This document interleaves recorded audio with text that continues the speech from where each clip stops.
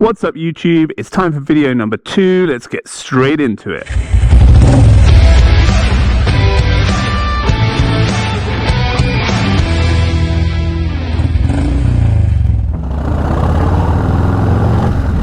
Oh, I need some petrol. I need some petrol, yeah. My favorite pump.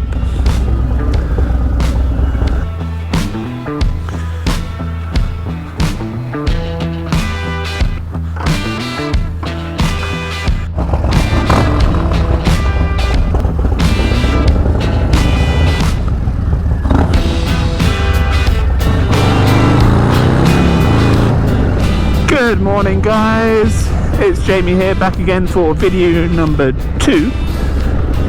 For those of you who checked out my first video, thank you so much, really appreciate the support.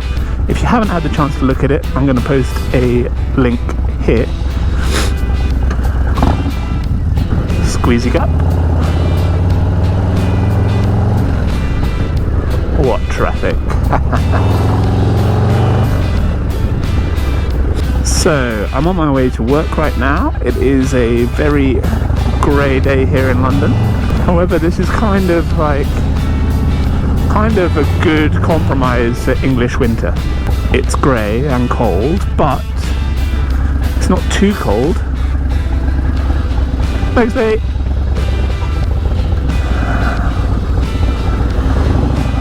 And at least it's dry.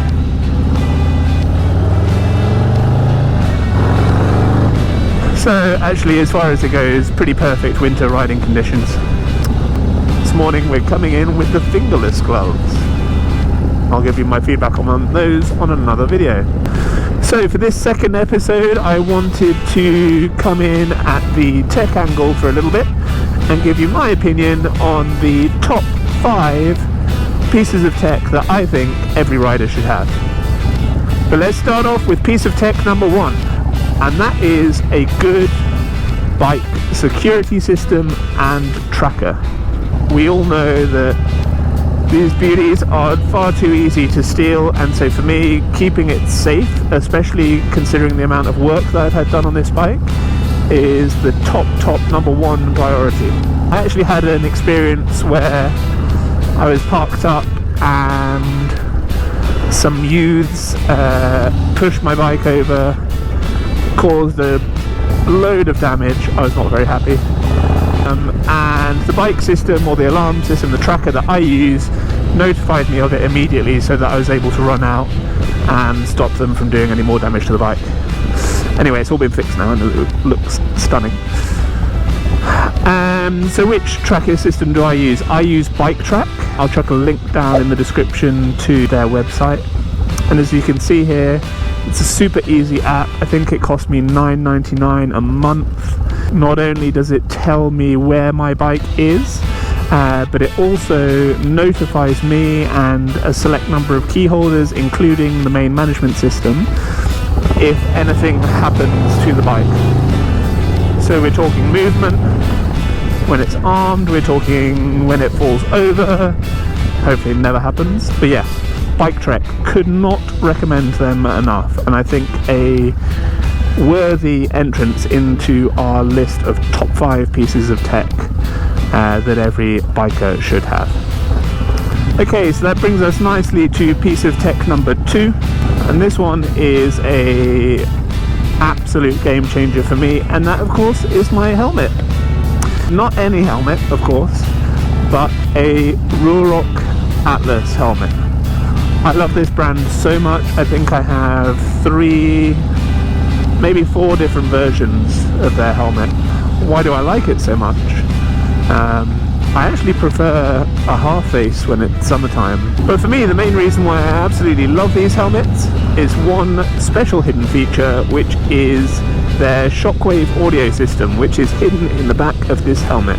I am a massive music fan, and so being able to ride and share my favourite tracks along the way is absolutely fantastic. There is an intercom system in here as well, so if I am on group rides I can speak with fellow riders.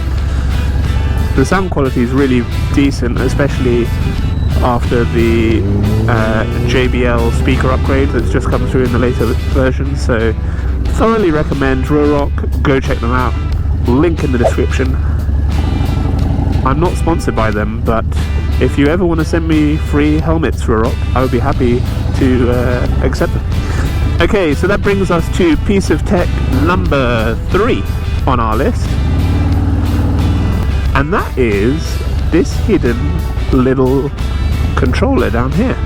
It is made by a little company called Rockford Fosgate. This is one of my US purchases. I think I found this on my first trip to California, and it goes back to one of the main reasons why I love the helmet on the last piece of tech,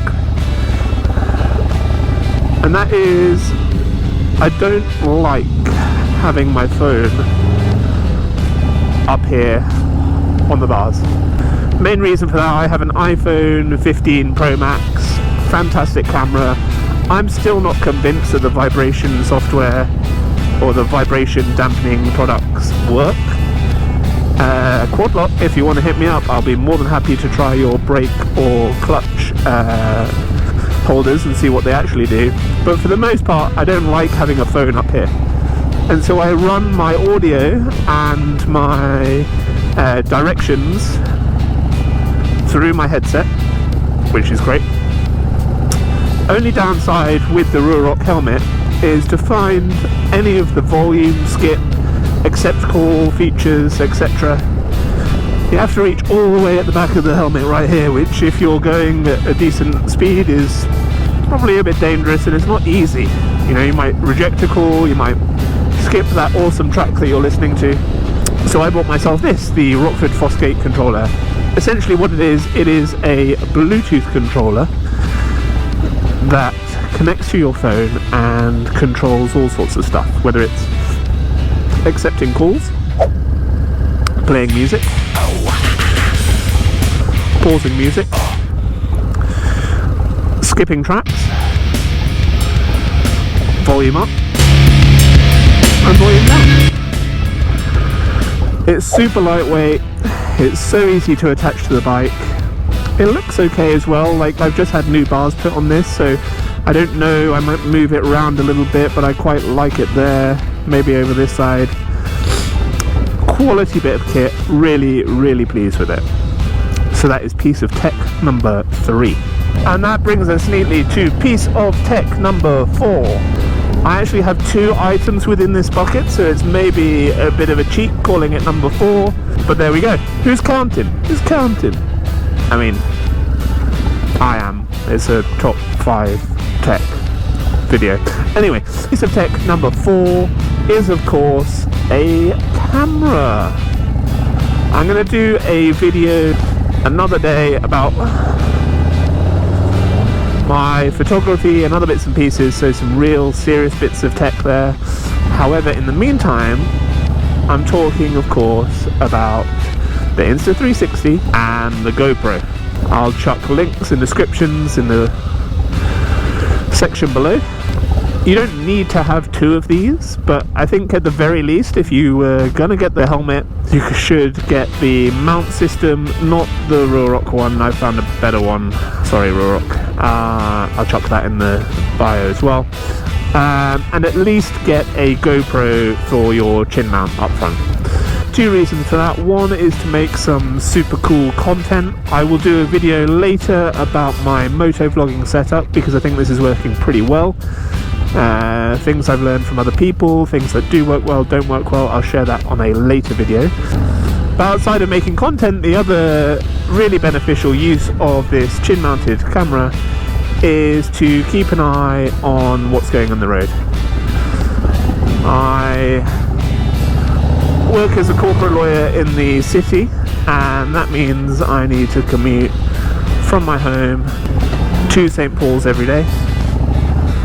It's not the most luxurious of routes, and car drivers in London are not always that great, so having a camera up front just gives you that extra degree of protection if someone decides to do something stupid. just doubling down on the Insta360. The reason why I love this piece of kit at the moment is definitely going to be shown to you in later videos, especially when I'm traveling. The Insta360 produces some fantastic content. Of course, we all love the Tiny Planet. It looks very cool, but you can actually do some very nice tracking shots from different angles. I've done that on my last trip to California when I was up in Yosemite and Sequoia.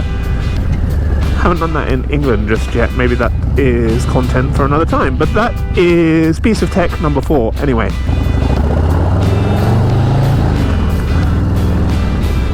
And that brings us on to piece of tech number 5. Now, I actually love this piece of tech. It's not on my bike this morning, which is probably why it meets the number 5 in the list. It's not necessarily something that I need to use every single day, especially because I know my way in and around London. So, as I say, it's not on my daily setup, but it is a fantastic piece of tech. And that is the Beeline Moto navigation system. I got one at home. I'll chuck a video here on the side to give you a proper look at what it looks like. But essentially, as I mentioned earlier, I don't like having a phone on my handlebars. I don't think it looks particularly cool, and I'm not entirely convinced of the vibration dampening products out there. So I really enjoy the Beeline Moto because it's a super neat, very minimalistic sort of piece of tech that ultimately gives you point-by-point directions. It has a really nice, easy-to-use app, so you set your location within the app, it sends it to the Beeline, and then the real benefit of that, of course, is you're not using Google Maps, you're not draining the battery on your phone, and it's giving you point-by-point directions. This one did take a little bit of getting used to in terms of how the direction system works, but actually when you use it a few times, it's super easy, very intuitive, and definitely a worthy winner within my top 5 pieces of tech. Yeah, so definitely recommend that. It's waterproof, small, easy to mount to the bike. I'll drop a link down in the description. So that's pretty much it, guys. I'm not too far away from the office. Great work, mate, walking in the middle of the road. So I'm going to get ready to sign off. That was my top 5 pieces of tech that I think every rider should have. I think pretty much in a good order. Some of them on my daily commute, some of them not. Please do let me know in the comments below whether there's anything that you think makes the top 5 pieces of tech. I think I could probably actually go to 10, but we've gone for 5. Maybe that's the subject for another video. But yeah, leave any comments down in the below.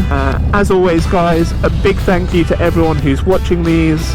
If you do enjoy the content, I would really appreciate a like with that thumbs up, or maybe a cheeky little subscribe.